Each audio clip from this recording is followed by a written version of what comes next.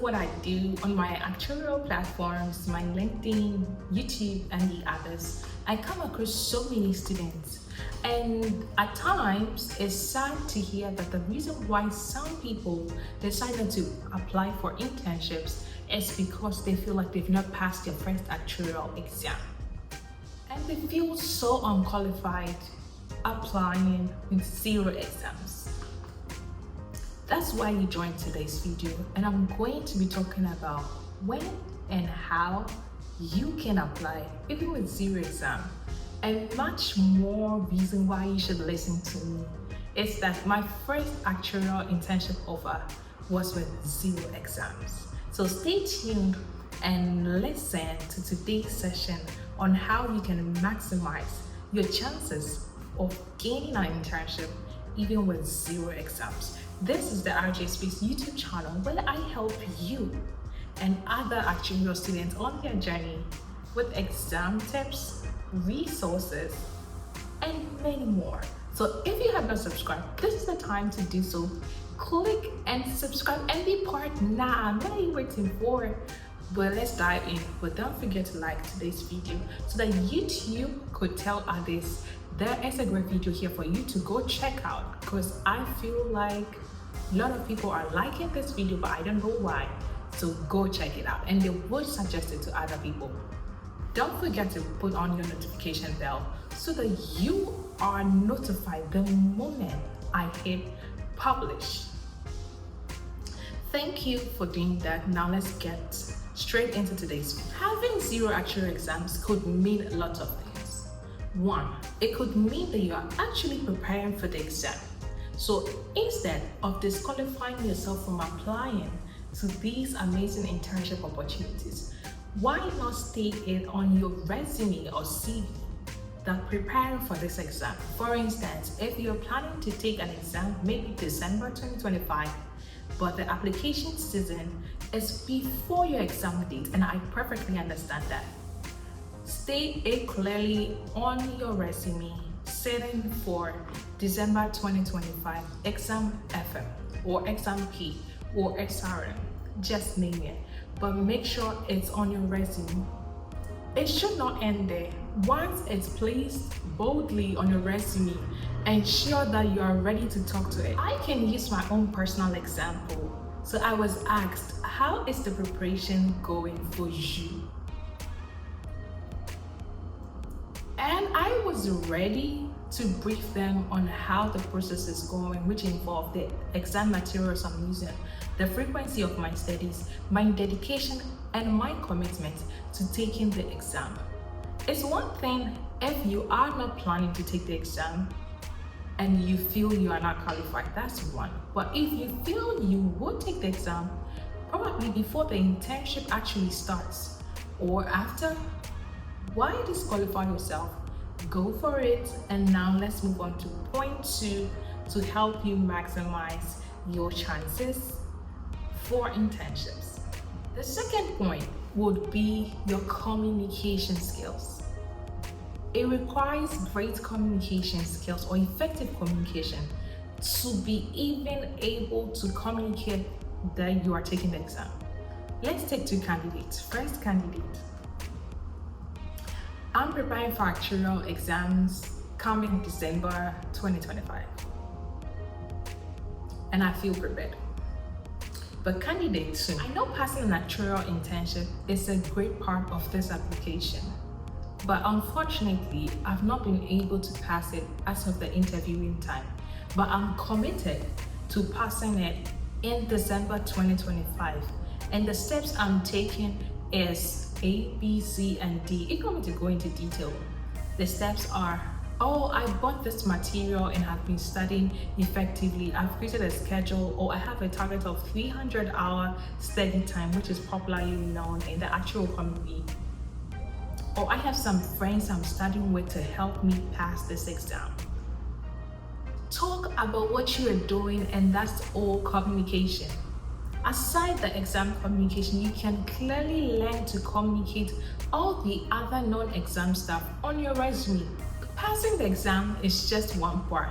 So knowing very well you are lacking in the exam requirements Why not maximize the others? It could be your volunteering role in the school you find yourself, or in a community service, or anywhere that is related to an actuarial experience. It could be a prior experience that you've had, even if it's not internship or it's not actuarial related experience. It could be what you do in school, serving as a group leader. Just make sure there's something great on your resume that you can perfectly communicate to the interviewer to convince them that you can do this job and that you are ready.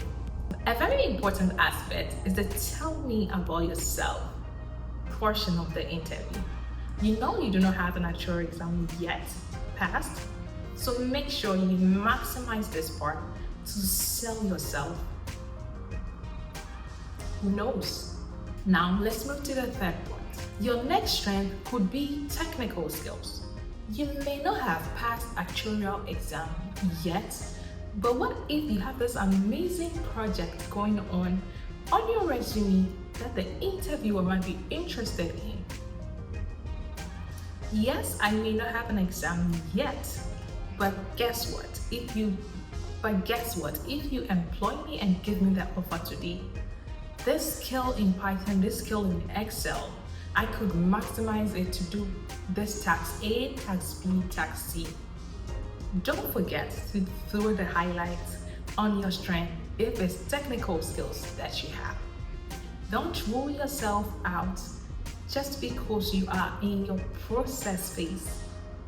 You're not yet at the destination, but you definitely get there.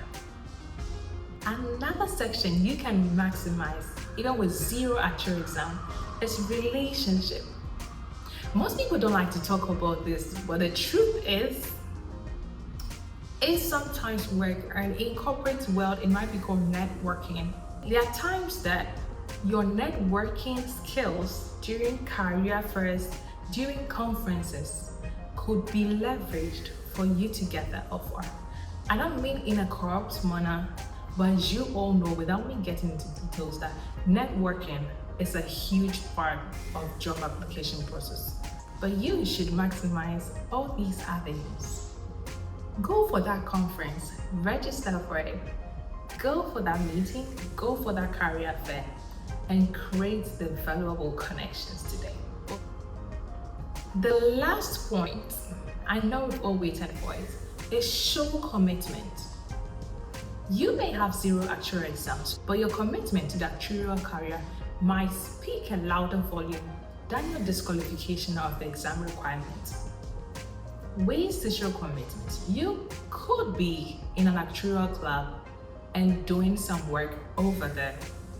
Your commitment could come off as being in an actuarial program, or being in a UEC school, attending actuarial conferences, networking with actuaries. I don't know how you want to do it, but you must sell out your commitment to this profession. If it was not so, I will not tell you. I mentioned earlier that my first ever internship offer was received when I had zero actuarial exams. And after my commitment was tested, that you would have to pass this exam, you have the offer, but just pass them and come for it. And by the grace of God, I passed and went for the offer. So, do not rule yourself out just because during the recruitment time you do not have an actuarial exam passed in your profile. Don't rule out yourself. There are other areas you can maximize. But this is not a video to encourage you not to take actuarial exams, because some would actually allow you to get the offer without an exam. No. The earlier you pass these exams, the better for you. But this refers only to certain special people. And one thing to note out for is, if the internship application says 0 to 1 exam or 0 to 2 exam, it includes you with 0 exams. 0, 1, or 2. So if you have 0, then it means you have a lot to talk about from your resume. This is the RJ Speaks channel. We are happy to have you. If you have not subscribed, this is the time to do us the honors. Subscribe now, follow us, and share this video. Let me know what you think about today's video in the comment section. But then, go for that opportunity. Until the next video.